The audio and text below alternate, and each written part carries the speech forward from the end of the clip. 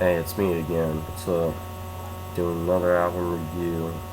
Jay-Z, Magna Carta, Holy Grail. Not reading anyone else's review. I'm on Spotify. I'm always on Spotify because I ain't fucking fake like that. Anyways, let's get to the. Let's. Let me tell you about the background of this album. Which, like, we had no idea that Jay-Z was really gonna release this album until like the, how the what year? Forgot what year it is. Okay, 2013 NBA Finals, like NBA playoffs and shit like that. That's like the time. Like last year, we knew that this album's gonna come out. There was like no singles. There was like a trailer. That's it, like trailer. Like I think it was like 3 minutes long. It was a pretty long trailer. I mean, long commercial about Samsung and shit like that. Anyways, I forgot what it released. I think it released like during fall or something like that. September, I think it released. I might be wrong. Don't hate on me. Just telling you what I think. And Holy Grail, first track on Holy Grail, featuring Justin Timberlake. If you have Justin Timberlake on your song, you're gonna get a lot of fucking girls that's gonna like your shit. You're gonna get a lot of people because he's like a well-known pop, almost said hip hop, pop artist. Jay-Z, he did his part. I think this is like most of his personal tracks. He even released this track for the commercial, you hear the instrumental going on. I think his personal track, definitely a really great introduction, building a really big hype for this album. And let's move on. Vesco Bite Baby, I think that's called, whatever. I'm not feeling that. Beat's alright. Just, kind of like a random track. Just, I didn't really feel that. Tom Ford.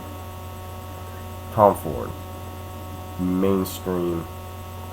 Really, really overrated track, but I still love it. Love mainstream rappers, I love underground rappers. I have respect for both games, but I think underground rappers is way more talented than mainstream. But anyways, Tom Ford, beat. That's what people know this track for. Is the instrumental, the drums, the bass, the clap, everyone knows that song, and I think it's just another random track. I don't think there's really even messages behind it. This album is definitely like, this whole album, even the art, even the name, it has so much symbolism and shit like that. But this track, I didn't really find any, maybe a couple or a few, but, so what? Illuminati's gonna take me out. No, just don't want to really discuss it. Just, it's a good track. I love it. Fuck with me, I got it. Song by Rick Ross and Jay-Z. Jay-Z's track with Rick Ross on it. I'm not really a huge fan of Rick Ross. I don't really like that fat slob. He's alright at rapping, but he's just so fucking fat, chubby. There's a lot of good fucking fat ass legends. For Biggie Smalls and Big Pun, probably the two, and doesn't matter what height you are. You look at Eazy-E's 5'3". He's probably one of feared fucking gangster and fucking really good at rap. Look at Eminem, he's fucking white and he's considered the best. Look at Biggie, he's a fucking fat ass. I'm not picking on people because of their race, their fucking beast or not, their height. It just depends if you got talent or not. That's what I'm judging. I don't care if you fucking an alien and you came out of Mars and shit like that and you came, I wouldn't judge you. Anyways, fuck with me, you got it. Definitely whack. Rick Ross was pretty whack, just like always. Jay-Z. I think Jay-Z tried to outdo him, but at the same time, he tried to want to rap the same way as so he wouldn't, make Rick Ross, I guess, feel like, outrun and shit like that on this track. Oceans, really love this track. Frank Ocean, I think, really did his part. Jay-Z definitely did his part, you know. Like another really classic Jay-Z track. Really loved it. Fuck Up the World has a lot of symbolism in that track and shit like that. I love that track too. You know, it's just, if you give it a listen, like, you know, it's kind of like personal, you know, kind of personal track. I mean, I really love it. You guys gotta listen to it. It's pretty awesome. It's kind of hard to explain some of these tracks, but it's awesome, I guarantee you. Somewhere in America, I only like this track because of the beat. The lyrics really suck ass. Fucking, you know, like, does that every fucking ending line.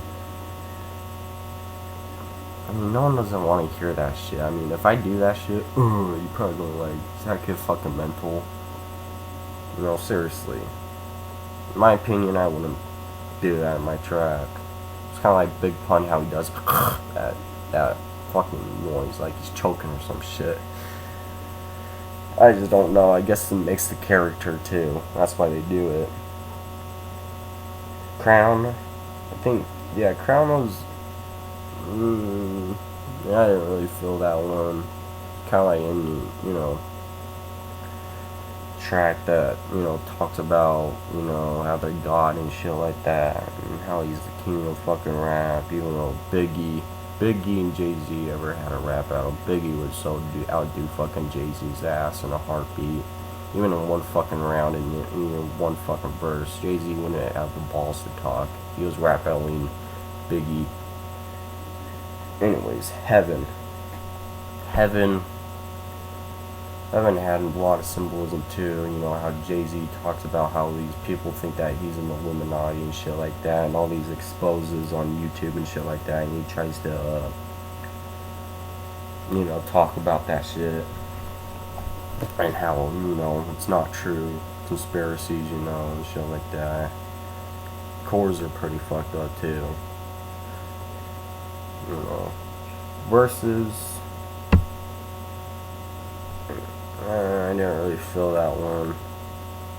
Part 2 on the Run featuring Beyonce. I think they did have a part 1. I might be wrong, but I think it was on the Blueprint 3, something like that, or American. No, it was Blueprint 3. They had the part 1 and Beyonce's on it. You know, Beach is better. It was really good. Loved it.